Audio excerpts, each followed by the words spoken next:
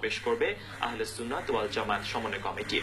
সকালে প্রেস ক্লাবের সংবাদ সম্মেলনে একথা জানায় সংগঠনটির সদস্য সচিব অ্যাডভোকেট মোসাহেব উদ্দিন বখতিয়ার। এ সময় তিনি দাবি করেন, সুফিবাদী সুন্নি ওলামা মাশায়েখদের আদর্শের মাধ্যমে ইসলামের উদার নীতির প্রচার সম্ভব। 12 নভেম্বর সমাবেশের মাধ্যমে জঙ্গিবাদী পথ পরিহার করে সে আদর্শ ছড়িয়ে দেওয়ার আহ্বান জানানো হবে বলেও জানান তিনি। সমাবেশ সফল করতে নিরাপত্তা ব্যবস্থা জোরদার করতে সরকারের প্রতি আহ্বান জানিয়েছেন সংগঠনটির নেতারা।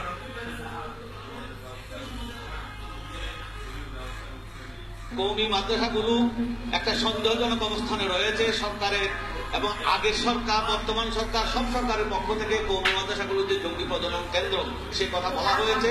সুতরাং এই মাদ্রাসাকে সরাসরি সনদ না দিয়ে বাংলাদেশের সকল মাদ্রাসা শিক্ষাকে একই কারিকুলামভুক্ত করা হোক।